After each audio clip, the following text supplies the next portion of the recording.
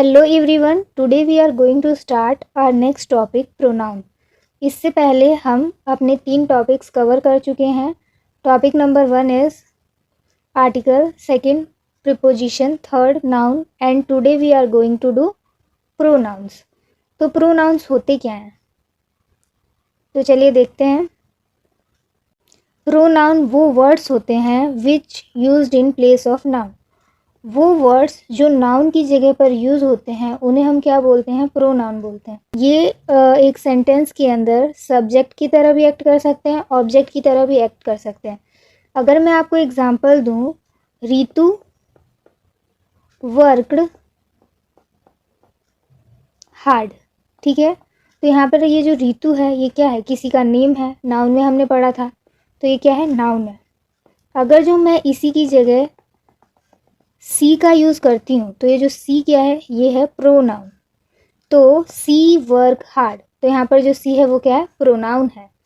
ऐसे ही example number 2, the whole work is done by her. अगर मैं बोलूँ द होल वर्क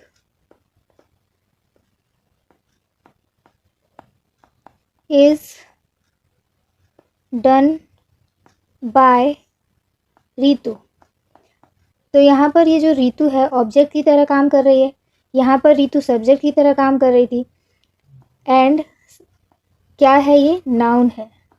अब हम इसकी जगह पर कौन सा प्रोनाउन यूज़ किए हैं, हर, और यहाँ पर ये जो हर है ये क्या है, ऑब्जेक्ट है, ठीक है। तो प्रोनाउन जो है वो सब्जेक्ट की तरह भी एक्ट कर सकता है, ऑब्जेक्ट की तरह भी एक्ट कर सकता है, और वो वर्ड जो नाउन की जगह पर यूज़ होते हैं उन्हें क्या बोलते हैं, प्रोनाउन बोलते हैं, ठीक है। देन सिंगुलर प्रोनाउन कौन कौन से होते हैं, ही, सी, इट। प्लूरल प्रोनाउन कौन कौन से होते हैं, दे। जब जेंडर क्लियर नहीं दिया होता है तो हम वहाँ पर क्या लगाते हैं, ही। स्मॉल चाइल्ड के लिए भी हम क्या यूज़ करते हैं, इट का यूज़ करते हैं। अब हम करेंगे पर्सनल प्रोनाउन। पर्सनल प्रोनाउन क्या होते हैं, ठीक है। पर्सनल प्रोनाउन होते हैं first person, second person and third person. ये क्या है, पर्सनल प्रोनाउन है। जैसे कि यहाँ पर 2 लोग हैं, ये फर्स्ट है और ये सेकंड है। ये जो पहला वाला अपने लिए जिन प्रोनाउंस का यूज़ करेगा वो होंगे फर्स्ट पर्सन, एंड इसके लिए जिन नाउंस का प्रयोग करेगा वो होगा सेकंड पर्सन, और ये दोनों मिलकर किसी तीसरे के बारे में जो बातें करेंगे तो वो होगा थर्ड पर्सन। तो फर्स्ट पर्सन अपने लिए क्या क्या यूज़ कर सकता है, आई, वी, माइन, आवर, अस, और ये फर्स्ट पर्सन इस सेकंड वाले के लिए क्या क्या वर्ड्स का यूज़ कर सकता है, यू एंड योर। एंड ये दोनों आपस में बातें कर रहे हैं इस तीसरे के लिए, तो ये लोग तीसरे के लिए क्या यूज़ करेंगे, ही, सी, इट या दे।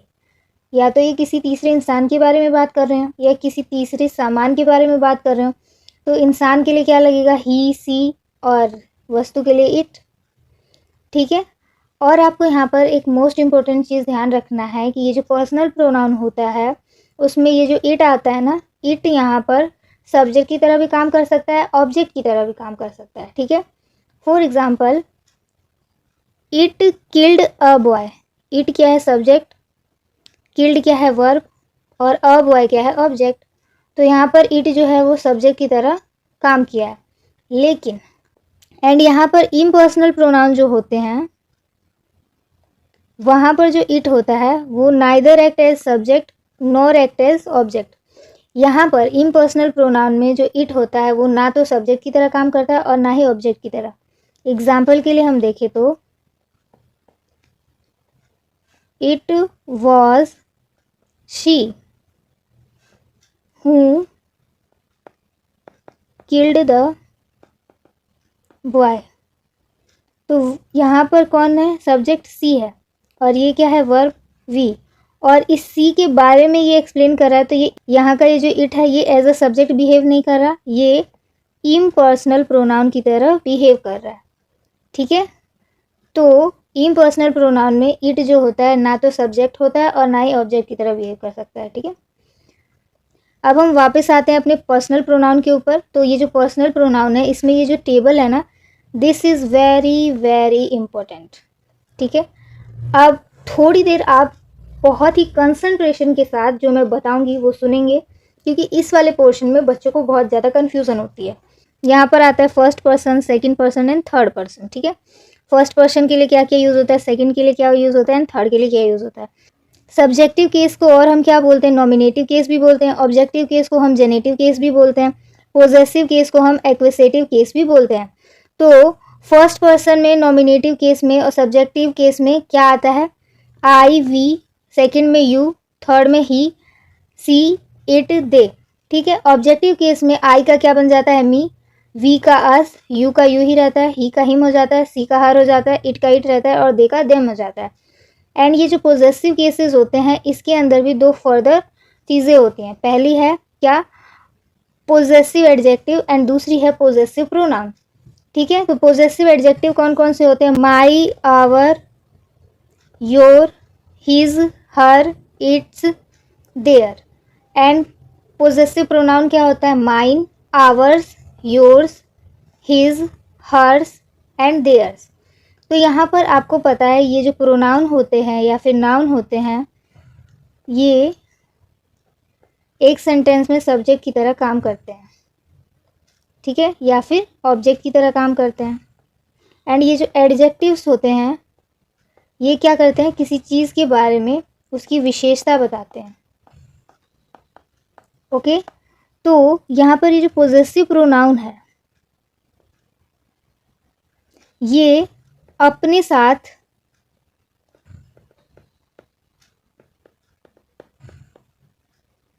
नाउन नहीं लेगा।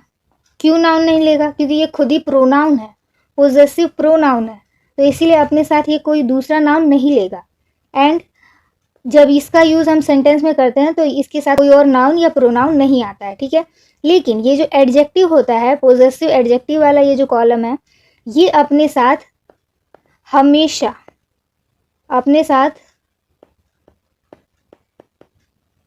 हमेशा नाउन या प्रोनाउन लेगा। क्यों लेगा, क्योंकि एडजेक्टिव क्या होता है, विशेषता बताता है, और विशेषता वो बताएगा किसका, नाउन या प्रोनाउन का। तो इसीलिए ये जो पोजेसिव एडजेक्टिव है ये अपने साथ हमेशा एक नाउन या फिर एक प्रोनाउन लेगा, ठीक है। यहाँ तक क्लियर है। तो चलिए देखते हैं टाइप्स ऑफ पर्सनल प्रोनाउन कौन कौन से होते हैं, subjective case, objective case and possessive case. जो ये टेबल में हमने ये तीनों देखा। This table is very very important, again I am saying, ठीक है। तो यहाँ पर बोला है सब्जेक्टिव केस में क्या होता है, सब्जेक्टिव केस में जब प्रोनाउन सब्जेक्ट की तरह बिहेव करे तो सब्जेक्टिव केस, जैसे कि सी हेल्प्ड द पुअर, उसने गरीब की मदद की, तो यहाँ पर ये जो सी है वो क्या है, प्रोनाउन है, और प्रोनाउन बिहेव कैसा कर रहा है, सब्जेक्ट की तरह, तो ये केस क्या होगा, सब्जेक्टिव। वहीं पर अगर जो ऑब्जेक्टिव केस को हम देखें तो ऑब्जेक्टिव केस में जब प्रोनाउन ऑब्जेक्ट की तरह बिहेव करता है तो उसको हम बोलते हैं ऑब्जेक्टिव केस। जैसे कि रितु हेल्प्ड हिम, तो ये जो हिम क्या है, ये एक प्रोनाउन है और सेंटेंस में एज अ ऑब्जेक्ट काम कर रहा है, तो ये क्या होगा, ऑब्जेक्टिव केस होगा। पोजेसिव केस क्या होता है, मैंने बताया पोजेसिव केस में मालिकाना अधिकार बताया जाता है, ओनरशिप बताई जाती है। ओके, तो यहाँ पर एग्जाम्पल में हम देखते हैं दिस इज़ हिज हाउस, यह किसका घर है, उसका घर है, और उसका यहाँ पर क्या है, हिज क्या है, प्रोनाउन है, ठीक है। मैंने आपको बताया कि जो पोजेसिव केस है इसके अंदर भी दो पार्ट आते हैं, एक होता है पोजेसिव एडजेक्टिव और एक होता है पोजेसिव प्रोनाउन। तो जो पोजेसिव एडजेक्टिव होता है, क्योंकि ये एडजेक्टिव है और विशेषता बताता है, तो ये अपने साथ क्या लेगा, विशेषता बता रहा है तो ये अपने साथ लेगा नाउन। और पोजेसिव प्रोनाउन क्या होते हैं, क्योंकि ये खुद ही प्रोनाउन है जो कि सेंटेंस में सब्जेक्ट या ऑब्जेक्ट की तरह बिहेव कर सकते हैं, तो इसीलिए ये अपने साथ क्या नहीं लेंगे, इनको नाउन की क्या ज़रूरत है, ये तो खुद ही सब्जेक्ट या ऑब्जेक्ट की तरह बिहेव कर सकते हैं क्योंकि ये प्रोनाउन है, तो इनको नाउन की ज़रूरत नहीं पड़ेगी। लेकिन एडजेक्टिव जो होता है वो किसी चीज़ की विशेषता बताता है, और कोई भी चीज़ हो या फिर कोई भी थिंग्स हो या पर्सन हो जिसकी विशेषता बताई जा रही है तो वो क्या होता है, नाउन। और एडजेक्टिव को हमेशा नाउन की ज़रूरत पड़ती है। चलिए एग्जाम्पल से समझते हैं, जैसे कि दिस इज़ माई पेन, तो ये जो माई है इस टेबल के अकॉर्डिंग ये माई किस में आ रहा है, एडजेक्टिव में आ रहा है, पोजेसिव एडजेक्टिव वाले लाइन में। एंड पोजेसिव एडजेक्टिव में हमने देखा कि ये हमेशा क्या लेगा, अपने साथ नाउन लेगा, तो इसीलिए इसके बाद क्या आएगा, नाउन आएगा। एंड पोजेसिव प्रोनाउन वाला केस देखते हैं, दिस पेन इज़ माइन, तो ये जो माइन है ये प्रोनाउन है, ठीक है। और जो प्रोनाउन होता है सब्जेक्ट या फिर ऑब्जेक्ट की तरह बिहेव करता है, तो यहाँ पर ऑब्जेक्ट की तरह ये बिहेव कर रहा है, तो अब हम देखते हैं, देखिए ये जो पोजेसिव प्रोनाउन है, ये जो माइन है, इसमें इस लाइन में आता है। तो जब प्रोनाउन है ऑब्जेक्ट की तरह बिहेव कर रहा है तो इसको किसी दूसरे नाउन की ज़रूरत नहीं पड़ती है, ठीक है। ओके, अब हम देखते हैं पर्सनल प्रोनाउन के यूजेस। रूल नंबर 1 में क्या है, after the phrases it is, it was, the personal pronoun is in subjective case. It is के बाद, इट वॉज के बाद जो भी प्रोनाउन यूज़ होगा वो हमेशा सब्जेक्टिव केस में रहेगा। For example, it was see who helped me in cooking. तो ये जो सी क्या है, सब्जेक्टिव केस है, सब्जेक्ट है। तो इस रूल के अकॉर्डिंग क्या बोला गया था कि इट वॉज के बाद जब भी जो प्रोनाउन आएगा वो क्या होगा, सब्जेक्टिव केस में होगा। तो रूल नंबर 1 इज़ क्लियर। अब हम देखते हैं रूल नंबर 2। रूल नंबर 2 में बोला गया है after the word let the pronoun is always in objective case. ये जो लेट वर्ड है ना, इसके बाद जो भी प्रोनाउन आएगा वो किस केस में होगा, ऑब्जेक्टिव केस में होगा। जैसे कि let us attend the conference, तो ये क्या है, अस है, और यहाँ पर अस क्या है, ऑब्जेक्ट है। कौन से केस में, ऑब्जेक्टिव केस में। फिर भी अगर आपको कन्फ्यूज़न होता है तो यहाँ पर आपको इस टेबल में आना है। इस टेबल में देखिए अस कौन से लाइन में है, ऑब्जेक्टिव वाले लाइन में है, ठीक है। तो लेट के बाद जो भी प्रोनाउन यूज़ होगा वो ऑब्जेक्टिव केस होगा। देन रूल नंबर 3 में बोला है इफ़ 2 और मोर प्रोनाउंस आर जॉइंड एंड और they should be in same case. अगर 2 या 2 से ज़्यादा प्रोनाउन एंड या फिर और से जुड़े होंगे तो वो सेम केस में ही होंगे। या तो वो जो दोनों जुड़े होंगे वो ऑब्जेक्टिव होंगे, या तो वो जो दोनों जुड़े होंगे वो सब्जेक्टिव होंगे, ठीक है। तो चलिए एग्जाम्पल से समझते हैं। जैसे कि you and I will study the pronoun. आप और मैं, हम लोग क्या पढ़ेंगे, प्रोनाउन पढ़ेंगे। तो यहाँ पर जो यू है वो भी सब्जेक्टिव है और आई जो है वो भी सब्जेक्टिव है, और ये एंड से जुड़ा हुआ है। और इस रूल के अकॉर्डिंग क्या था, जो एंड या फिर और से जो प्रोनाउंस जुड़े होंगे वो दोनों सेम केस में होंगे। तो यहाँ पर भी ये दोनों सेम केस में, सब्जेक्टिव में है। अब हम एग्जाम्पल देखते हैं दूसरा। These books are for him and me. ये जो किताबें हैं वो मेरे लिए हैं और उसके लिए हैं, ठीक है। तो यहाँ पर ये जो हिम है वो क्या है, ऑब्जेक्ट है, एंड मी क्या है, ये भी ऑब्जेक्ट है। इस एंड से ये जो दोनों प्रोनाउंस जुड़े हैं तो सेम है, ये भी ऑब्जेक्टिव केस है, ये भी ऑब्जेक्टिव केस है, ठीक है। तो मतलब कि इस रूल से ये पता चल रहा है कि एंड और जिस भी 2 प्रोनाउन को जोड़ेंगे वो सेम केस में होंगे, बस आपको इतना याद रखना है, ठीक है। देन रूल नंबर 4 क्या है, कंपैरिजन भी यहाँ पर भी कौन से केसेस में होगा, सेम केसेस में। जैसे कि इफ़ या फिर सपोज देकर कंपैरिजन होगा। तो जो कंपैरिजन 2 लोगों के बीच में होगा वो दोनों सेम केस में होने चाहिए, ठीक है। कंपैरिजन करने के लिए भी वो सेम केस में होने चाहिए, या तो ऑब्जेक्टिव में हो या सब्जेक्टिव में हो। तो चलिए एग्जांपल्स देखते हैं। जैसे कि इफ़ आई वर सी, तो अगर मैं वह होती, तो यहाँ पर जो आई है वो भी सब्जेक्टिव है और सी भी सब्जेक्टिव है। यहाँ पर मैं खुद का कंपैरिजन सी से कर रही हूँ, ठीक है। तो आई भी सब्जेक्टिव है और सी भी सब्जेक्टिव है। तो यहाँ पर जैसे बोला गया था कि सेम केस में कंपैरिजन होना चाहिए, तो ये सही है। I would help him in work, okay. And second example, I suppose Ritu to be Soni. यहाँ पर मैंने रीतू को सोनी मान लिया, तो रीतू का कंपैरिजन सोनी से हो रहा है। रीतू यहाँ पर ऑब्जेक्ट है और सोनी भी यहाँ पर ऑब्जेक्ट है, और यहाँ पर ऑब्जेक्ट का ऑब्जेक्ट से कंपैरिजन हो रहा है, ठीक है। जैसे कि ये आई हो गया सब्जेक्ट, सपोज हो गया वर्ब, और ये हो गया रीतू भी ऑब्जेक्ट है और सोनी भी ऑब्जेक्ट है। अगर जो मैं आपको यहीं पर एग्जांपल देती, आई सपोज्ड रीतू टू बी हर या फिर सी, तो आप इनमें से कौन सा करेक्ट बोलते? क्योंकि यहाँ पर आई जो है वो सब्जेक्ट है और ये जो है वर्ब है और रीतू ऑब्जेक्ट है, तो रीतू को मैंने कोई और समझ लिया, तो रीतू का कंपैरिजन किसी और से हो रहा है। और रीतू क्या है यहाँ पर ऑब्जेक्ट, किस चीज़ की नीड है, एक ऑब्जेक्ट की। तो इन दोनों में से ऑब्जेक्टिव केस कौन सा है, हर। तो यहाँ पर क्या होगा, हर करेक्ट होगा, okay. Then rule number 5, rule number 5 में बोला है आफ्टर देन से रिलेटेड चीज़ें पढ़ेंगे, जैसे कि subjective case, when comparison between two subject, अगर जो कंपैरिजन दो सब्जेक्ट के बीच में हो रहा है तो देन के बाद जो भी वर्ड आएगा वो भी क्या होगा, सब्जेक्ट ही होगा। ठीक है, तो ये होता है सब्जेक्टिव केस। जैसे कि सी नो बेटर देन ही, तो ये जो सी है सब्जेक्ट है, नो है वर्ब है, तो सी जानती है ही से ज़्यादा अच्छे से। तो यहाँ पर सी सब्जेक्ट है तो इसका कंपैरिजन किससे होगा, ही से होगा। यहाँ पर हम हीज नहीं लिख सकते, ठीक है, यहाँ पर ही करेक्ट होगा, हीज गलत हो जाएगा, समझे। तो यहाँ पर क्योंकि ये जो ही है ये सब्जेक्ट है, तो सब्जेक्ट का सब्जेक्ट से कंपैरिजन सही है। वहीं पर अगर जो ऑब्जेक्टिव केस देखते हैं, तो अगर जो दो ऑब्जेक्ट के बीच में कंपैरिजन हो रहा है, तो दो ऑब्जेक्ट के बीच में कंपैरिजन हो रहा है तो देन के बाद जो वर्ड आएगा वो भी ऑब्जेक्ट ही होगा। जैसे कि आई नो यू, यहाँ पर ये जो आई है वो सब्जेक्ट है, नो वर्ब है, एंड यू क्या है, ऑब्जेक्ट है, यू ऑब्जेक्ट है, बेटर देन हिम भी ऑब्जेक्ट है।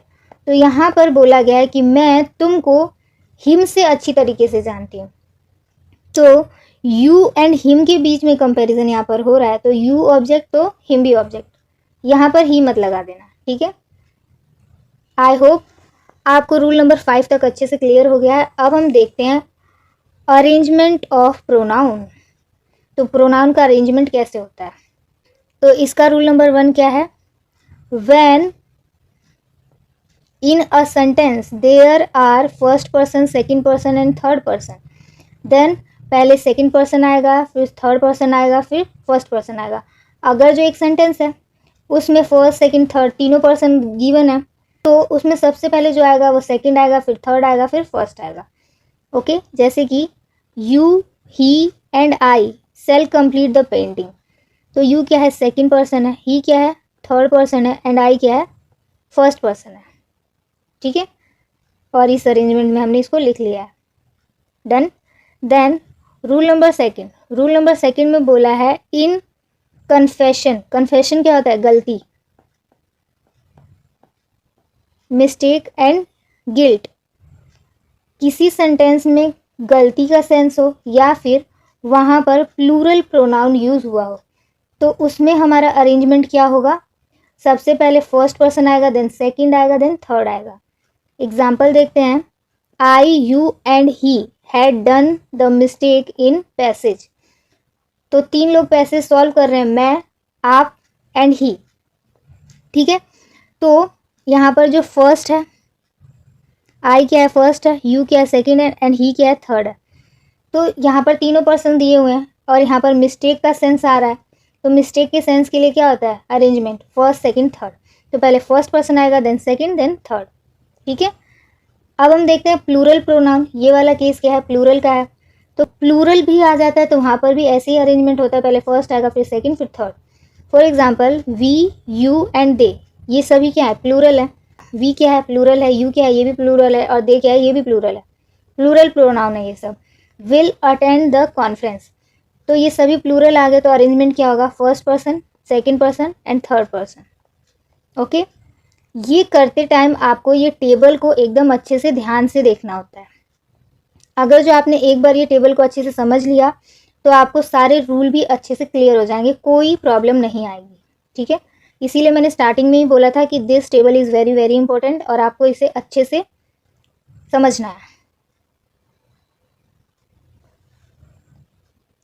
देन रूल नंबर थर्ड क्या है, when in a sentence there are first person and second person, अगर जो एक सेंटेंस है उसमें सिर्फ फर्स्ट और सेकंड पर्सन ही दिया हुआ है तो वहाँ पर हम क्या यूज़ करेंगे, सेकंड देन फर्स्ट, पहले सेकंड वाले पर्सन को लिखेंगे फिर फर्स्ट वाले को। जैसे कि you and I R ready for the class, तो यू क्या है, सेकंड एंड आई क्या है, फर्स्ट, तो पहले सेकंड आया फिर फर्स्ट आया। Okay, then rule number four में है when in a sentence there are second and third person, अगर जो एक सेंटेंस में सेकंड और थर्ड पर्सन गिवन है तो हम क्या यूज़ करेंगे, पहले सेकंड लिखेंगे फिर थर्ड लिखेंगे। जैसे you and he have finished the painting, तो यू क्या है, सेकंड एंड ही क्या है, थर्ड। डन। देन हम मूव करते हैं फिफ्थ रूल। तो रूल नंबर फिफ्थ क्या है, when in an sentence first and third person given, तो हम लिखेंगे पहले थर्ड देन फर्स्ट। जैसे कि ही एंड आई गुड नेबर्स, तो ही क्या है थर्ड पर्सन एंड आई क्या है फर्स्ट पर्सन। ठीक है, तो ये रूल्स क्लियर हैं। रूल नंबर 6 है अकॉर्डिंग टू द टेबल। जो टेबल अभी हमने ऊपर देखा था उस टेबल के अकॉर्डिंग, ठीक है।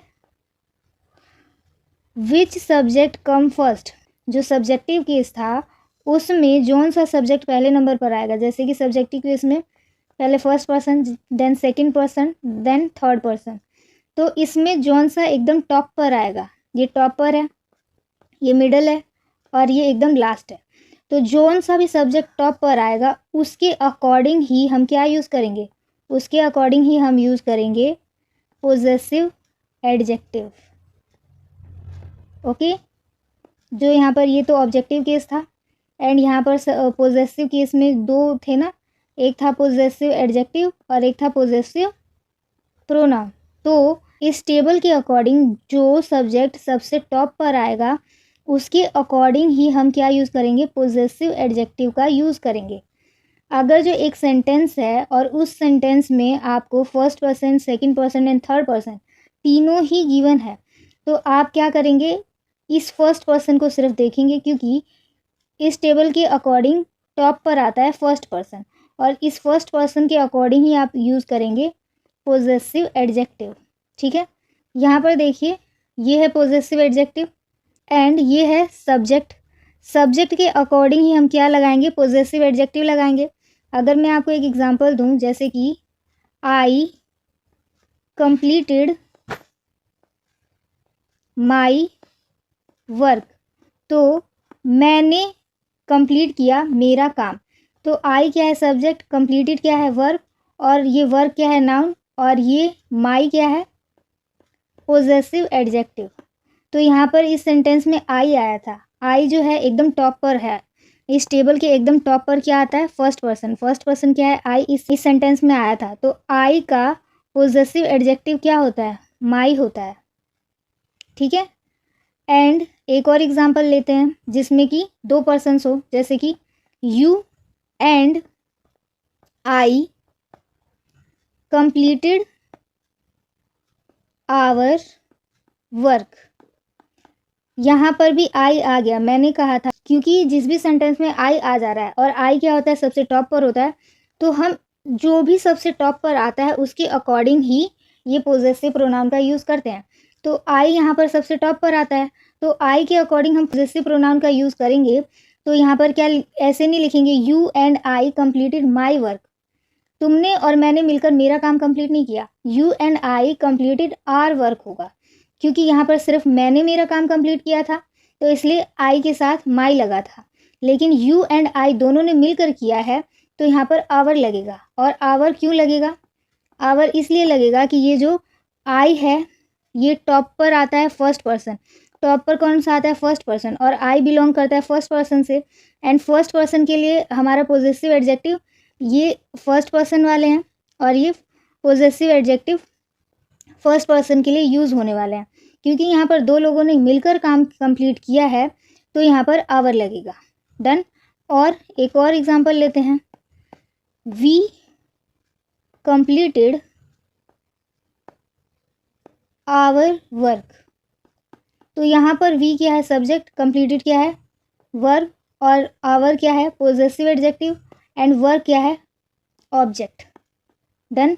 तो यहाँ पर वी क्या है, वी क्या होता है इस टेबल के अकॉर्डिंग एकदम टॉप पर आता है, फर्स्ट पर्सन है तो टॉप पर ही आएगा। एंड वी के लिए हम कौन सा पोजेसिव एडजेक्टिव यूज़ करते हैं, आवर, तो आवर यूज़ होगा। ठीक है, तो मैं यहाँ पर आपको ये बताना चाहती हूँ कि आई अगर अकेला आता है किसी सेंटेंस में तो उसके लिए पोजेसिव एडजेक्टिव माई यूज़ होगा। लेकिन अगर जो कोई सेंटेंस है उसमें फर्स्ट, सेकंड एंड थर्ड तीनों ही पर्सन्स दे रखे हैं तो उसमें हम फर्स्ट के अकॉर्डिंग लगाएंगे पोजेसिव एडजेक्टिव। लेकिन क्योंकि ये तीन लोग हैं या फिर दो लोग हैं तो वहाँ पर हम पोजेसिव एडजेक्टिव आवर का यूज़ करेंगे, माई का यूज़ नहीं करेंगे। एंड अगर जो हमारे सेंटेंस में वी दे रखा है, वी क्या है फर्स्ट पर्सन है, तो सिर्फ फर्स्ट पर्सन के अकॉर्डिंग जब हम पोजेसिव एडजेक्टिव लगाएंगे तो उसके लिए हम क्या लगाएंगे, आवर लगाएंगे। आई होप इतना क्लियर हो गया हो। चलिए अब सेंटेंसेस से और भी क्लियर करते हैं। तो यहाँ पर एग्जाम्पल्स क्या क्या से, you and I completed our painting. तो यू एंड आई है, आई एकदम टॉप पर आता है यहाँ पर। तो आई के लिए हम लगाएंगे फर्स्ट पर्सन के लिए जो पोजेसिव एडजेक्टिव यूज़ होता है वो यूज़ करेंगे। तो यहाँ पर इसीलिए हमने आवर यूज़ किया, ठीक है। Then you he and I completed our painting. तो यहाँ पर भी आवर का यूज़ होगा, ठीक है। You and he will complete your painting. You and he will complete your painting क्यों हुआ? क्योंकि यहाँ पर सबसे टॉप पर ये है सेकंड, ये है थर्ड, यहाँ पर फर्स्ट पर्सन आया ही नहीं। तो अब इन दोनों में से टॉप पर कौन आएगा? ये सेकंड और फर्स्ट में से टॉप पर कौन आ रहा है? सेकंड वाला। तो सेकंड पर्सन के हिसाब से अब हम पोजेसिव एडजेक्टिव का यूज़ करेंगे। तो ये जो होता है ये यू होता है, यू का पोजेसिव एडजेक्टिव क्या होता है? योर होता है, ठीक है। तो इसीलिए यहाँ पर क्या पोजेसिव एडजेक्टिव यूज़ हुआ? योर यूज़ हुआ। Done. Then you as well as I ready for the painting. ये जो पहला सब्जेक्ट होता है इसके अकॉर्डिंग ही हम वर्ब का यूज़ करते हैं। तो इस पर अभी हम ध्यान ना दें तो अच्छा है, क्योंकि ये हम सब्जेक्ट वर्ब एग्रीमेंट में अच्छे से पढ़ने वाले हैं। ओके, तो इसको हम सब्जेक्ट वर्ब एग्रीमेंट में ही अच्छे से डिस्कस करेंगे। डन। आपको रूल नंबर 6 तक क्लियर हो गया। देन अब हम देखते हैं नेक्स्ट प्रोनाउन हमारा कौन सा है? Reciprocal pronoun. रेसिप्रोकल प्रोनाउन कौन कौन से होते हैं? दो होते हैं, each other and one another. Each other होता है दो पर्सन या दो थिंग्स के लिए, एंड वन अनदर होता है मोर देन टू पर्सन या मोर देन टू थिंग्स के लिए। For example, two boys are fighting with each other. दो लड़के आपस में लड़ रहे थे, तो यहाँ पर दो हैं, तो इसीलिए यहाँ पर हमने क्या लगाया? Each other. All boys of the class help one another in painting. तो यहाँ पर ऑल बॉयज़ की बात हो रही है, तो इसीलिए हमने यहाँ पर क्या लगाया? One another. डन। देन अब हम देखते हैं रिफ्लेक्सिव प्रोनाउन। रिफ्लेक्सिव प्रोनाउंस क्या होते हैं? रिफ्लेक्सिव प्रोनाउन पहले तो आपको याद रखना है, reflexive pronoun as an object use होते हैं, ठीक है। तो अब हम देखते हैं रिफ्लेक्सिव प्रोनाउन होते क्या हैं। जब when effect of subject is on subject instead of object. मानते हैं कि ये सब्जेक्ट है और ये भी सब्जेक्ट है, एंड ये होता है ऑब्जेक्ट। Subject subject object. जब सब्जेक्ट का इम्पैक्ट सब्जेक्ट पर ही पड़े, सब्जेक्ट ने कुछ काम किया और उसका इफेक्ट सब्जेक्ट को ही पड़ रहा है, तब उस केस में हम रिफ्लेक्सिव प्रोनाउंस का यूज़ करते हैं। यहाँ पर सब्जेक्ट का इफेक्ट ऑब्जेक्ट पर नहीं पड़ता। जैसे कि अगर हम देखें तो यहाँ पर डूअर, करने वाला भी यही है, एंड रिसीवर भी सेम है। डूअर एंड रिसीवर सेम, जो काम कर रहा है इफेक्ट भी उसी पर पड़ रहा है। सब्जेक्ट का सब्जेक्ट पर ही इफेक्ट पड़ रहा है, डूअर एंड रिसीवर सेम है, तो वहाँ पर हम रिफ्लेक्सिव प्रोनाउंस का यूज़ करेंगे। तो ही का रिफ्लेक्सिव प्रोनाउन होता है हिमसेल्फ, सी का रिफ्लेक्सिव प्रोनाउन होता है हर सेल्फ, दे का रिफ्लेक्सिव प्रोनाउन होता है देम सेल्फ, वी का रिफ्लेक्सिव प्रोनाउन होता है आर सेल्फ, इट का होता है इट सेल्फ, वन का होता है वन सेल्फ। तो ये जो रिफ्लेक्सिव प्रोनाउंस हैं ये क्या कैसे यूज़ होते हैं? एज एन ऑब्जेक्ट यूज़ होते हैं। ओके, अब हम एग्जांपल्स देखते हैं। जैसे कि I introduce myself to my YouTube family. तो यहाँ पर आई जो है वो सब्जेक्ट है, इंट्रोड्यूस जो है वो वर्ब है, और ये माई सेल्फ है ऑब्जेक्ट है। तो ऑब्जेक्ट, लेकिन आई ने किसको इंट्रोड्यूस किया? आई ने खुद को इंट्रोड्यूस किया। जब सब्जेक्ट खुद को ही इंट्रोड्यूस कर रहा है तो सब्जेक्ट का इफेक्ट सब्जेक्ट पर ही पड़ रहा है, डूअर भी सेम, रिसीवर भी सेम। तो इसीलिए यहाँ पर आई इंट्रोड्यूस मी ना करके आई इंट्रोड्यूस माई सेल्फ होगा।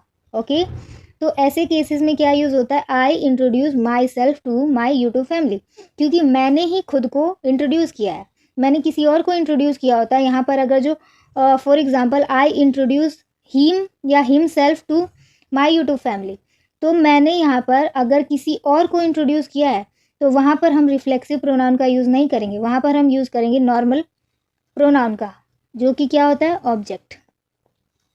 समझ आया? यहाँ पर मैंने खुद को इंट्रोड्यूस किया, यहाँ पर किसी और को इंट्रोड्यूस किया। जब मैंने खुद को ही इंट्रोड्यूस किया है, डूअर एंड रिसीवर दोनों सेम है, तो वहाँ पर हमने यूज़ किया रिफ्लेक्सिव प्रोनाउन का। एंड यहाँ पर डूअर एंड रिसीवर अलग अलग हैं, ये सब्जेक्ट, ये वर्ब और ये ऑब्जेक्ट। तो डूअर एंड रिसीवर दोनों अलग अलग हैं, तो यहाँ पर हम रिफ्लेक्सिव प्रोनाउन का यूज़ नहीं करेंगे। ओके, देन एक और एग्जांपल देखते हैं, she introduce herself to the YouTube family. She ने क्या किया, सी क्या है, सब्जेक्ट, इंट्रोड्यूस क्या है, वर्ब, और ये क्या है, ऑब्जेक्ट। एज एन ऑब्जेक्ट की तरह यूज़ होता है ना रिफ्लेक्सिव प्रोनाउन, ठीक है। तो सी ने हर सेल्फ, सी ने खुद को ही इंट्रोड्यूस किया है, तो यहाँ पर सी ने खुद को इंट्रोड्यूस किया, किसी और को इंट्रोड्यूस नहीं किया है, मतलब सी डूअर भी सेम, रिसीवर भी सेम है यहाँ पर भी, तो इसीलिए यहाँ पर हर सेल्फ का यूज़ हुआ है। ओके, देन हम देखते हैं रिफ्लेक्सिव प्रोनाउन के रूल्स। रिफ्लेक्सिव प्रोनाउंस कहाँ कहाँ पर यूज़ होते हैं। तो रूल नंबर 1 है, reflexive pronoun can never act as an subjective case. जो रिफ्लेक्सिव प्रोनाउंस है ना, myself, himself, herself, themself, ourself, itself, oneself, ये जितने भी रिफ्लेक्सिव प्रोनाउन होते हैं ये कभी भी सब्जेक्टिव केस की तरह बिहेव नहीं करते, ये हमेशा एज एन ऑब्जेक्टिव केस ही बिहेव करते हैं। जैसे कि अगर मैं बोलूँ रितु एंड आई या फिर my self were painting the ports, तो मैंने और रितु ने और मैंने पोर्ट्स को पेंट किया, तो यहाँ पर रितु क्या है, सब्जेक्ट।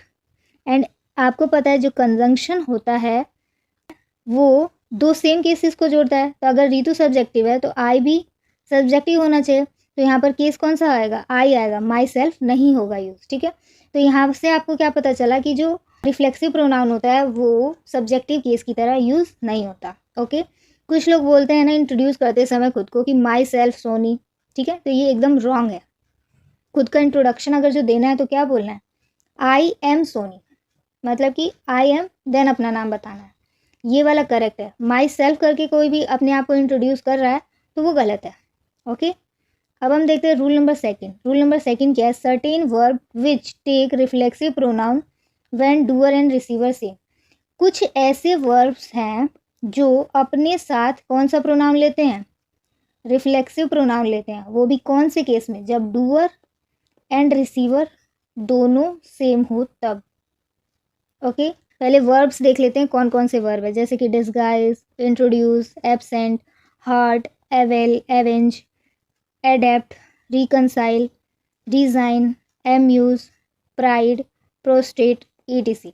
तो ये जो वर्ब हैं ये अपने साथ रिफ्लेक्सिव प्रोनाउन लेते हैं, लेकिन उसका भी एक कंडीशन है, जब डूअर और रिसीवर सेम हो तब। डन, तो देखते हैं एग्जाम्पल, डिस्गाइज का एग्जाम्पल देखते हैं। She disguised herself as the servant, तो यहाँ पर डिस्गाइज क्या है, वर्ब की तरह यूज़ हो रहा है, जैसे ये सी सब्जेक्ट, डिस्गाइज वर्ब, तो यहाँ पर वर्ब की जैसे यूज़ हो रहा है, पहला condition fulfil. And she disguised herself, she ने खुद को ही डिस्गाइज्ड किया है, तो ये जो सी है और हर सेल्फ है, डूअर एंड रिसीवर सेम हो गया, तो इसीलिए यहाँ पर ये हर सेल्फ का यूज़ होगा।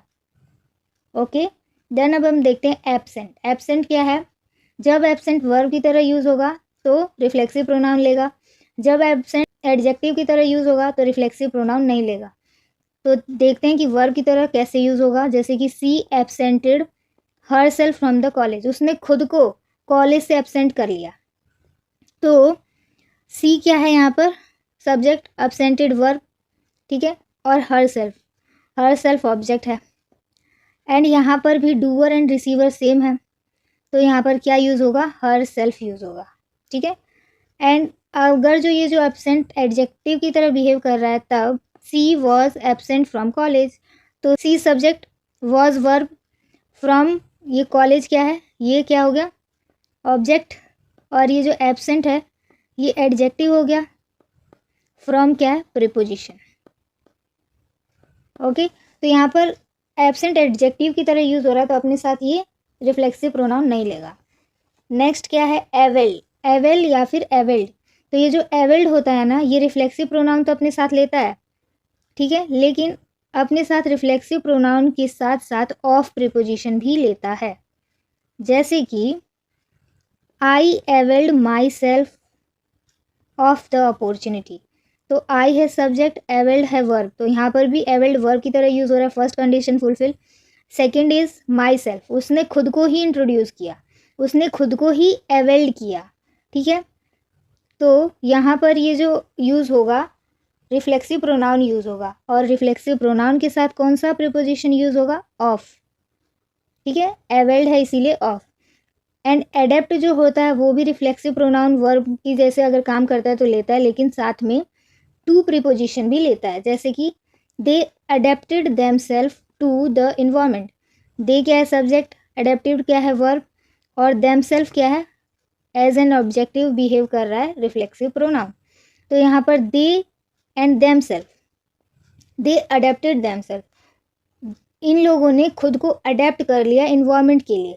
तो डूअर और रिसीवर सेम है, तो दे का क्या हो जाएगा, देमसेल्फ हो जाएगा रिफ्लेक्सिव प्रोनाउन, ठीक है। और इसके साथ यूज कौन सा प्रीपोजिशन होगा, टू।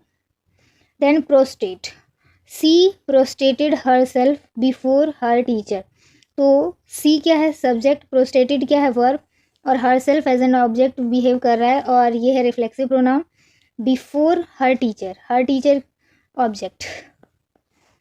तो यहाँ पर सी ने खुद को नतमस्तक कर लिया अपने टीचर के सामने, ठीक है। तो सी ने खुद को ही नतमस्तक किया है, तो इसीलिए सी भी, डूअर भी सेम, रिसीवर भी सेम, तो यहाँ पर प्रोस्टेटेड वर्ब की तरह भी एक्ट कर रहा है, और इसीलिए यहाँ पर हर सेल्फ का यूज होगा।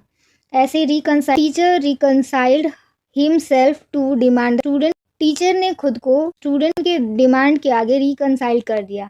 तो टीचर यहाँ पर सब्जेक्ट, ये वर्ब, और ये ऑब्जेक्ट की तरह बिहेव करता हुआ हमारा reflexive pronoun. Doer and receiver same है, तो यहाँ पर ये क्या यूज़ होगा, हिमसेल्फ यूज़ होगा, ठीक है। देन अब हम देखते हैं हर्ट। हर्ट जो होता है वो अपने साथ रिफ्लेक्सिव प्रोनाउन ले भी सकता है और नहीं भी ले सकता। Hurt as a verb use होगा, लेकिन जब डूअर और रिसीवर सेम होगा तो ये अपने साथ रिफ्लेक्सिव प्रोनाउन लेगा, जैसे कि सी हर्ट हर सेल्फ, उसने खुद को ही हर्ट किया, तो doer receiver same. While playing, खेलते टाइम उसने खुद को ही हर्ट कर लिया, तो यहाँ पर क्या होगा, डूअर और रिसीवर सेम है, तो इसीलिए यहाँ पर हर सेल्फ लगेगा। Then not take reflexive pronoun, कब ये नहीं लेगा reflexive pronoun, when she hurt him while playing, इसने अब खुद को हर्ट ना करके किसी और को हर्ट किया, तो किसी और को हर्ट किया, डूअर एंड रिसीवर अलग हो गया, तो इसीलिए हमने रिफ्लेक्सिव प्रोनाउन का यूज़ नहीं किया है, हमने हिम यूज़ किया है। डन। देन अब हम देखते हैं एन्जॉय। एन्जॉय के साथ भी रिफ्लेक्सिव प्रोनाउन ले भी सकता है, नहीं भी ले सकता। रिफ्लेक्सिव प्रोनाउन कब लेगा, जब सी इंजॉयड हर सेल्फ, सी ने खुद को ही इंजॉय किया ट्रिप पर, ठीक है। तो डूअर भी सेम, रिसीवर भी सेम, इसीलिए क्या लगा, हर सेल्फ। देन कहाँ पर नहीं लगेगा, सी इंजॉयड द ट्रिप, सी ने ट्रिप को इंजॉय किया, यहाँ पर सी ने खुद को इंजॉय किया था, ठीक है। तो यहाँ पर सी ने ट्रिप को इंजॉय किया, डूअर एंड रिसीवर डिफरेंट, तो रिफ्लेक्सिव प्रोनाउन नहीं लगेगा, ओके। Then resign. रिज़ाइन में कब ये रिफ्लेक्सिव प्रोनाउन लेगा, जब सरेंडर का सेंस होगा, तो यहाँ पर ये अपने साथ रिफ्लेक्सिव प्रोनाउन लेगा। और जब जॉब से रिज़ाइन करने का सेंस होगा तो ये अपने साथ रिफ्लेक्सिव प्रोनाउन नहीं लेगा। For example, she resigned herself to the police, तो सी ने खुद को ही पुलिस के हवाले कर दिया, तो यहाँ पर सरेंडर का सेंस है, डूअर एंड रिसीवर भी सेम है, तो यहाँ पर रिफ्लेक्सिव प्रोनाउन का यूज़ होगा। और अगर जो she resigned from college, subject verb, लेकिन सी ने कॉलेज से रिज़ाइन कर दिया, तो सी जो डूअर है एंड रिसीवर जो है वो अलग अलग हो गया, तो इसीलिए यहाँ पर रिफ्लेक्सिव प्रोनाउन का यूज़ नहीं होगा। तो आई होप आपको रिफ्लेक्सिव प्रोनाउन अच्छे से क्लियर हो गया हो। अब हम देखते हैं रिलेटिव प्रोनाउन। रिलेटिव प्रोनाउंस कौन कौन से होते हैं, हु होता है, हुम होता है, हुज होता है, और विच एंड डेट होता है। तो हु जो होता है वो सब्जेक्टिव होता है, हुम जो होता है ऑब्जेक्टिव होता है, हुज जो होता है वो पोजेसिव होता है, एंड विच और डेट क्या होता है वो हम अभी इसके अंदर ही देखेंगे। तो ये जो रिलेटिव प्रोनाउंस होते हैं, relative pronoun use for noun and pronoun. Relative pronoun noun and pronoun के लिए यूज़ होते हैं, ठीक है। तो ये रिलेटिव प्रोनाउन आते कहाँ पर हैं, रिलेटिव प्रोनाउन जो होते हैं, जैसे कि हूँ है, रिलेटिव प्रोनाउन है, हूँ से पहले नाउन या फिर प्रोनाउन आता है, ओके। एंटीसीडेंट बिफोर होता है एंड प्रीसीडेंट भी बिफोर होता है। तो ये जो रिलेटिव प्रोनाउंस होते हैं, इनसे पहले नाउन या प्रोनाउन आता है। For example, it is Soni who help him, तो यहाँ पर इट क्या है सब्जेक्ट, इज़ क्या है वर्ब, सोनी क्या है ऑब्जेक्ट, ऑब्जेक्ट भी है और नाउन भी है, और हूँ क्या है यहाँ पर रिलेटिव प्रोनाउन है, तो इससे पहले क्या आया है, नाउन आया है, ठीक है। तो ये हो गया जहाँ पर ये नाउन की तरह बिहेव कर रहा है। अगर जो यहीं पर ये दोनों ही सेंटेंस करेक्ट है, बस ये एग्जाम्पल के लिए लिया गया है कि it is see who help him, तो यहाँ पर इट क्या है, सब्जेक्ट, इज क्या है, वर्ब, सी क्या है, प्रोनाउन है, प्रोनाउन, एंड हु क्या है, हु है रिलेटिव प्रोनाउन, ठीक है, और ये भी रिलेटिव प्रोनाउन। तो इससे पहले प्रोनाउन आ रहा है, ठीक है। तो मैंने आपको यही बताया कि ये रिलेटिव प्रोनाउन से पहले आते हैं noun and pronoun, clear. Then who कहाँ पर यूज़ होता है, हु हमेशा बिफोर वर्ब के यूज़ होता है। जैसे कि एक सेंटेंस है, उसके अंदर जो हु आएगा ना, वो वर्ब से पहले आएगा। जैसे कि she is the girl who help me, तो यहाँ पर सी क्या है, सब्जेक्ट, इज़ क्या है, वर्ब, और ये जो द गर्ल है ये है ऑब्जेक्ट, एंड हु क्या है, रिलेटिव प्रोनाउन, और हेल्प्ड क्या है, वर्ब। तो ये जो हु किससे पहले आया है, वर्ब से पहले, एंड यहाँ पर ये हु क्या है, relative pronoun. The girl who help me is my friend, तो यहाँ पर ये जो द गर्ल है ये सब्जेक्ट है एंड नाउन भी है। हु जो है वो रिलेटिव प्रोनाउन है, एंड हेल्प जो है वो क्या है, वर्ब है। तो यहाँ पर भी ये वर्ब से पहले आया है, relative pronoun. Then another example हम देखते हैं, he is the person who everyone thought has stolen the purse, ये वही इंसान है जिसके बारे में सब लोग सोच रहे हैं कि इसी ने पर्स को चुराया है। तो यहाँ पर ये जो ही है वो सब्जेक्ट, ये वर्ब, और द पर्सन क्या हो गया, ऑब्जेक्ट, हु क्या है, रिलेटिव प्रोनाउन है, एवरीवन क्या है, सब्जेक्ट, थॉट क्या है, वर्ब, एंड ये हैज़ क्या है, वर्ब, एंड ये हैज़ क्या है, verb, stolen, has stolen the purse, तो ये वर्ब है। तो यहाँ पर आप देख सकते हैं जब एक सेंटेंस के अंदर सब्जेक्ट वर्ब ये कंप्लीट, सब्जेक्ट वर्ब ये कंप्लीट, और इस सेंटेंस के अंदर अभी भी हैज़ है जो कि एक वर्ब है, और वर्ब से पहले हमेशा क्या आना चाहिए, एक सब्जेक्टिव केस आना चाहिए। तो हमें पता है हूँ जो बिहेव करता है वो सब्जेक्टिव केस की तरह बिहेव करता है, तो इसीलिए हम हैज़ से, यहाँ पर वर्ब बच रहा है तो इसीलिए यहाँ पर हम हूँ लगाएंगे, हुम नहीं लगाएंगे। तो यहाँ से आपको एक चीज़ का ध्यान रखना है, जब कभी भी आप सेंटेंस में ऐसे क्लोजेस बना लीजिए, पहले आप देख लीजिए subject verb complete, subject verb complete, then एक वर्ब बच रहा है, तो उस सेंटेंस में अगर आपको बोला जाए कि हूँ लगाएंगे या हुम लगाएंगे, तो वहाँ पर आपको हूँ का यूज़ करना है, ठीक है। क्यों, क्योंकि यहाँ पर वर्ब बच रहा है, और वर्ब ने किसके साथ एग्रीमेंट किया होता है, सब्जेक्ट के साथ। वर्ब हमेशा सब्जेक्ट के साथ आता है, ऑब्जेक्ट के साथ वर्ब नहीं आता, ओके। तो इसीलिए यहाँ पर हूँ का यूज़ होगा। एंड अब हम देखते हैं हुम का यूज़ कहाँ पर होता है, बिफोर क्लोजेज एंड प्रीपोजिशन। यहाँ पर देखिए जैसे कि सी इज़ द गर्ल हुम आई हेल्प्ड, यहाँ पर सी है, ये क्या है, सब्जेक्ट, इज़ क्या है, वर्ब, द गर्ल क्या है, ऑब्जेक्ट, ठीक है। यहाँ पर ये क्लोज हो गया। क्लोज होता क्या है, क्लोज होता है सब्जेक्ट प्लस वर्ब, ये होता है क्लोज, ठीक है। तो सब्जेक्ट प्लस वर्ब हो गया, यहाँ पर भी सब्जेक्ट प्लस वर्ब हो गया। यहाँ पर अब कोई वर्ब बच नहीं रहा है, ठीक है, कोई वर्ब वैकेंट बच नहीं रहा है कि हम वहाँ पर हूँ का यूज़ करें। लेकिन यहाँ पर जब यहाँ पर क्लोजेस बन गए हैं तो इन क्लोजेस से पहले का क्या यूज़ होगा, हूँ का यूज़ होगा। तो यहाँ से आपको एक चीज़ क्लियर याद रखना है दिमाग में, हूँ जो होता है वो सब्जेक्टिव केस होता है, हूँ जो होता है वो ऑब्जेक्टिव केस होता है। जो हूँ होता है ये तब यूज़ होता है जब एक सेंटेंस के अंदर वर्ब हो, ठीक है, वर्ब से पहले ये यूज़ होगा, ठीक है। देन हुम कहाँ पर यूज़ होगा, क्लोज से पहले, जहाँ पर वर्ब वेकेंट ना हो।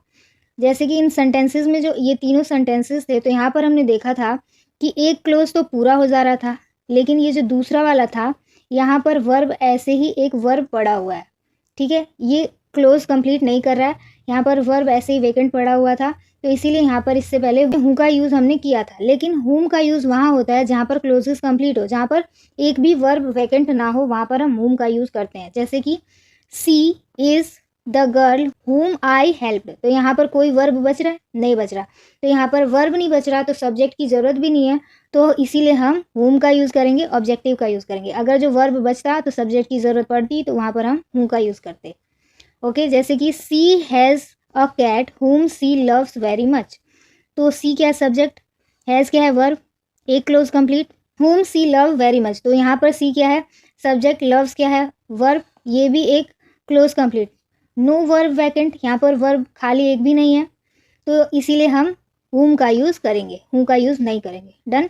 देन अब हम देखते हैं he identify a girl whom we found to be the main culprit। तो उसने कैसी लड़की देखी, जिसको हमने पहले मेन कल्प्रिट मान रखा था, उसको इसने आइडेंटिफाई कर लिया। ठीक है, तो यहाँ पर ये जो ही है ये है सब्जेक्ट, और आइडेंटिफाई है वर्ब, एंड अ गर्ल है ऑब्जेक्ट, एंड whom क्या है रिलेटिव प्रोनाउन, एंड वी क्या है सब्जेक्ट, और ये है वर्ब। तो यहाँ पर भी क्लोज कंप्लीट सब्जेक्ट वर्ब मिलके, यहाँ पर भी क्लोज कंप्लीट सब्जेक्ट वर्ब मिलके, एंड इससे पहले क्या आता है रिलेटिव प्रोनाउन आता है, और वो भी कौन सा रिलेटिव प्रोनाउन आएगा, whom आएगा। ओके, ठीक है, यहाँ पर क्योंकि कोई वर्ब वैकेंट नहीं है। तो आई होप आपको whom और whom में डिफरेंस क्लियर पता चल गया हो कि कहाँ पर हमको whom लगाना है और कहाँ पर हमको whom लगाना है, क्योंकि इससे जब क्वेश्चंस आते हैं ना तो बहुत कन्फ्यूजन होती है और गड़बड़ हो जाता है। ठीक है, अगर जो आपको फिर भी क्लियर नहीं है तो आप कमेंट में बताइए, हम इसको और अच्छे से एक्सप्लेन करेंगे। ठीक है, देन whose का यूज़ होता है पोजेसन बताने के लिए, ओनरशिप बताने के लिए, जैसे कि the artist whose painting are famous world wide. वो आर्टिस्ट जिसकी पेंटिंग वर्ल्ड वाइड फेमस है, तो पेंटिंग का ओनर कौन है, आर्टिस्ट है, तो इसीलिए यहाँ पर हमने whose का यूज़ किया है। एक और चीज़ यहाँ लिख लीजिए कि ये लिविंग थिंग्स के लिए यूज़ होता है, और ये जो विच होता है ये भी पोजेसन के लिए होता है, लेकिन ये किसके लिए होता है, नॉन लिविंग थिंग्स के लिए। जैसे कि this is the road inauguration of which was done by PM. तो ये वही रोड है जिसका इनोग्रेशन किसने किया है, पीएम ने किया है। तो यहाँ पर विच का यूज़ हुआ है, क्योंकि ये जो रोड है यहाँ पर पोजेशन बताया जा रहा है कि किस रोड का इनोग्रेशन, तो किसका इनोग्रेशन, रोड का इनोग्रेशन। तो यहाँ पर पोजेशन बताया जा रहा है और ये एक नॉन लिविंग थिंग का पोजीशन बताया जा रहा है, तो इसीलिए यहाँ पर क्या यूज़ होगा, विच का यूज़ होगा। ठीक है, act as an conjunction also. तो ये जो रिलेटिव प्रोनाउंस होते हैं ये एज अ कंजंक्शन भी यूज़ होते हैं, जैसे कि Rita have a daughter whom she loves very much. तो रीता के पास एक डॉटर है जिसको कि वो बहुत ज़्यादा प्यार करती है। तो यहाँ पर ये दो सेंटेंसेस को जोड़ रहा है, रीता हैव अ डॉटर एक सेंटेंस हो गया, and she loves very much, तो इन दो सेंटेंसेस को जोड़ रहा है। तो जोड़ने का काम कौन करता है, कंजंक्शन का होता है। ठीक है, अब हम देखते हैं विच का काम होता है choice with person and thing. Which का काम क्या होता है, दो चीज़ों में चॉइस बताना, और उससे पहले हमने देखा था विच एज अ पोजेसिव केस में भी काम आता है। ठीक है, तो यहाँ पर अभी हम चॉइस वाला देखते हैं, जैसे कि it is difficult to decide which two water बोतल इज़ गुड। मतलब दो वाटर बोतल है और इन दोनों में से कौन सा ज़्यादा अच्छा है ये चूज़ करना बहुत ही डिफ़िकल्ट है। डन। अब हम देखते हैं डैट का यूज़ कहाँ कहाँ होता है। डैट जो होता है वो किसी चीज़ को स्पेसिफाई करने के लिए यूज़ होता है, as a relative pronoun use होता है, और एडजेक्टिव की तरह भी यूज़ होता है, कंजंक्शन की तरह भी यूज़ होता है। तो जब हम एडजेक्टिव पढ़ेंगे तब देखेंगे कि ये कब एडजेक्टिव की तरह यूज़ होता है, कंजंक्शन पढ़ेंगे तब देखेंगे कि कब ये कंजंक्शन की तरह यूज़ होता है। अभी हम देखेंगे कि ये रिलेटिव प्रोनाउन की तरह कब यूज़ होता है, कैसे यूज़ होता है। ठीक है, तो यहाँ पर रूल नंबर 1 है, rule number 1 with superlative degree. तो सुपरलेटिव डिग्री के साथ ये यूज़ होता है डेट का, जैसे कि she is the richest person that ever seen. तो ये एक रिचेस्ट पर्सन है जो अभी तक नहीं देखा। तो यहाँ पर जो सी है उसको स्पेसिफाई कर दिया गया है, ठीक है, डेट लगाकर।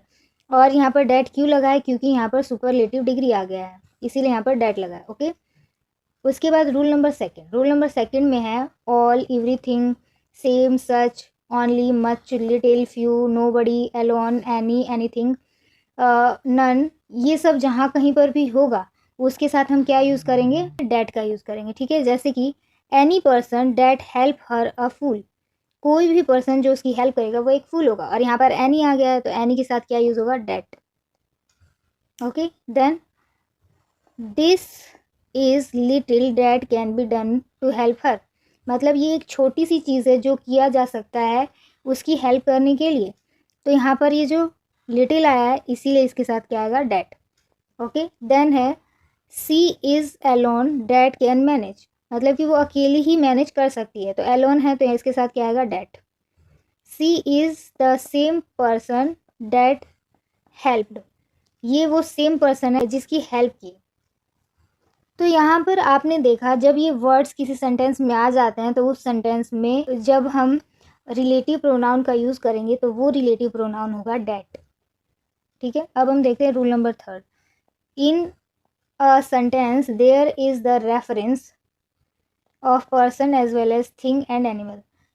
जिस किसी भी सेंटेंस में इंसान के साथ साथ जानवर का या फिर किसी सामान का जिक्र हो तो हम वहाँ पर क्या यूज़ करेंगे, डैट का यूज़ करेंगे। जैसे कि the boy and his cat that I saw were missing since Monday.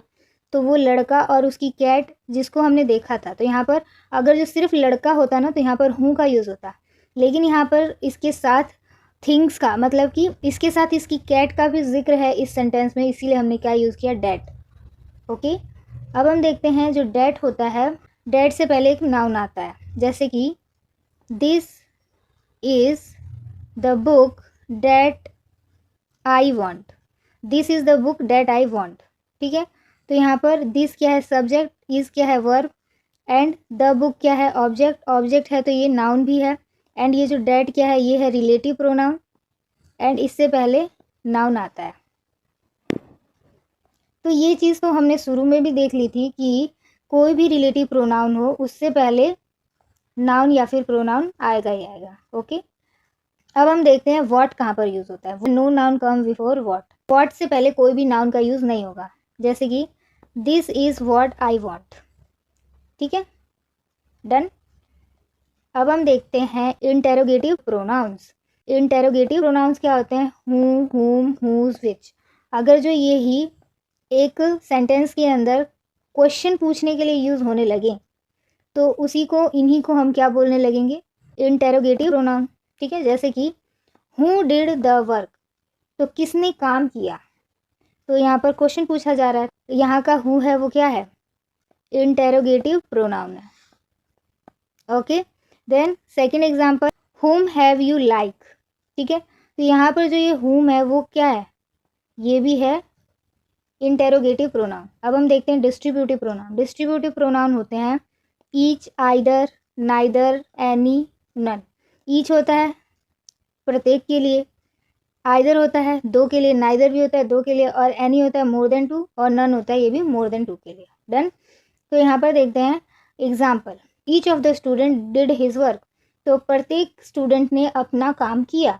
And either of them have pen. तो आइदर है, देम है, तो देम का मतलब दो लोग हैं, इन दोनों में से किसी एक के पास पेन है, तो हम बोल सकते हैं either of them have pen.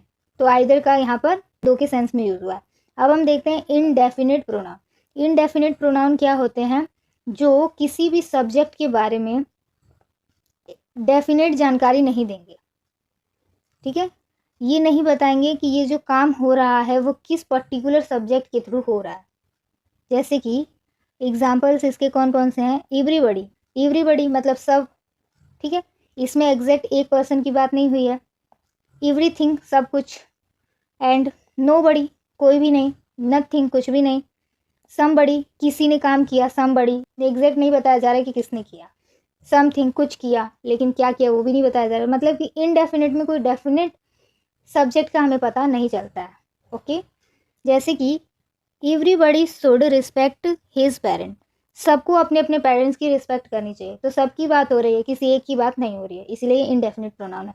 तो ये जो इनडेफिनिट प्रोनाउन है एंड डिस्ट्रीब्यूटिव प्रोनाउन है, ये दोनों हम सब्जेक्ट वर्ब एग्रीमेंट में अच्छे से डिस्कस करने वाले हैं। तो इसीलिए यहाँ पर सिर्फ हमने देख लिया कि ये प्रोनाउंस होते हैं। इसके बारे में जो डिटेल में डिस्कशन है वो हम सब्जेक्ट वर्ब एग्रीमेंट में ही देखेंगे। ठीक है, तो अब हम करते हैं कंफ्यूजिंग पार्ट। कंफ्यूजिंग पार्ट है कि हमको ये नहीं समझ आता है कि वन का तो पता है हमें कि ये सिंगुलर के लिए यूज़ होता है और कहाँ पर हमें यूज़ करना है, ये हमें पता है, लेकिन वंस का मतलब क्या होता है और इस वंस का मतलब क्या होता है नहीं समझ आता। तो ये होता है वन का प्लूरल फॉर्म और ये होता है पोजेसिव फॉर्म। ओके, पोजेसिव मतलब ओनरशिप बताने के लिए। तो चलिए देखते हैं, जैसे कि one girl did her work. तो यहाँ पर ये वन क्या है, सिंगुलर है। ठीक है, एक लड़की ने अपना काम किया। Then one of the girl did her work, यहाँ पर भी ये जो वन है यहाँ पर भी सिंगुलर के सेंस में, यहाँ पर भी सिंगुलर के सेंस में था। Then she want the red one, अगर जो मैं 2 पेन दूँ और उसको पूछूँ तो वो बोलेगी कि मुझे रेड वाला पेन चाहिए, ठीक है। ये ब्लू है और ये रेड है। अगर मैं सी से पूछूँ तो वो बोलेगी मुझे ये रेड वन चाहिए, ठीक है। तो यहाँ पर इसीलिए क्या यूज़ हुआ है, सी वांट द रेड वन, ठीक है। और अगर जो मैं बहुत सारे पेन दूँ तो बहुत सारे पेन जो है, बहुत सारे ब्लू हैं और बहुत सारे जो हैं रेड हैं। तो ये क्या बोलेगी, अगर मैं इसको बोलूँ तो ये बोलेगी सी उस, तो सेंटेंस क्या होगा, she want the red ones. तो ये जो रेड वंस पेन्स हैं तो ये सारे चाहिए इसको। तो यहाँ पर ये जो वंस का यूज़ हुआ है प्लूरल की तरह है और यहाँ पर जो वन है सिंगुलर की तरह है, ठीक है। अकॉर्डिंग टू सेंटेंस हम यूज़ करेंगे। देन हम देखते हैं one should do one's work, तो मतलब सबको अपना अपना काम करना चाहिए। तो यहाँ पर जो वंस है तो यहाँ पर वंस ओनरशिप बताने के सेंस में है, ऑनरशिप बताने के सेंस में है कि ऑनरशिप बताया जा रहा है कि सबको अपना काम करना चाहिए, अपना अपना काम मतलब अपना ऑनरशिप बताया जा रहा है। देन अब हम देखते हैं इट, इट्स और इट्स का यूज़ कहाँ पर होता है। तो नॉर्मल इट जो है वो तो होता है सिंगुलर, वहीं पर ये जो इट्स होता है और ये वाले इट्स में बहुत कन्फ्यूज़न रहती है, क्योंकि हमें पता है कि अपोस्ट्रोफी एस लगाकर हम पोजेशन बताते हैं, तो इसीलिए ये इट्स में कन्फ्यूज़न हो जाती है। लेकिन इट्स वाला एक एक्सेप्शन की तरह आप मान सकते हैं। यहाँ पर जो ये इट्स होता है इसका मतलब इट इज़ होता है, या फिर इट वॉज़ या इट हैज़, ये इनमें से कुछ भी हो सकता है। इट वॉज़, इट हैज़, ये कुछ भी हो सकता है। तो हम कह सकते हैं कि ये वाला जो इट होता है ये शॉर्ट फॉर्म में यूज़ करते हैं हम। और यहाँ पर ये जो ये वाला इट होता है ये होता है पोजेशन बताने के लिए, पोजेसिव केस होता है। ओके, तो हम एग्जांपल देखते हैं। इट इज़ रेनिंग टुडे, तो यहाँ का इट है सिंगुलर। और अगर मैं बोलूँ इट्स रेनिंग टुडे, तो ये जो इट इज़ था इसी को शॉर्ट फॉर्म में मैंने लिखा इट्स रेनिंग टुडे। सेंटेंस दोनों करेक्ट है, बस यहाँ पर पूरा मैंने इट इज़ लिख दिया था और यहाँ पर इट्स रेनिंग टुडे हो गया, तो ये शॉर्ट फॉर्म हो गया इसका, ठीक है। अगर जो मैं पोजेशन पोजेसिव केस के जैसे यूज़ करना चाहूँ तो क्या होगा, example the Yamuna and it's tributary, तो यमुना और यमुना की ट्रिब्यूटरी, तो ये इस यहाँ पर पोजेसिव केस है, ठीक है। तो ये होता है हमारा प्रोनाउन ख़त्म। अगर जो आपको प्रोनाउन से कोई भी डाउट है तो आप बेझिझक कमेंट में अपना डाउट पूछ सकते हैं। तो प्रोनाउन ख़त्म होता है। तो यहाँ पर हमने कंप्लीट कर लिया आर्टिकल। अब तक हमने क्या क्या कंप्लीट कर लिया, आर्टिकल कर लिया, प्रीपोजिशन कर लिया, नाउन कर लिया, एंड आज हमने प्रोनाउन भी कंप्लीट कर लिया। तो हम अपने सीरीज़ में आगे बढ़ रहे हैं। 4 टॉपिक्स कवर हो चुका है। नेक्स्ट टॉपिक हमारा होगा एडजेक्टिव, ठीक है। तो अगर जो आपको हमारी वीडियो अच्छी लगी तो do like, share and subscribe. Thank you.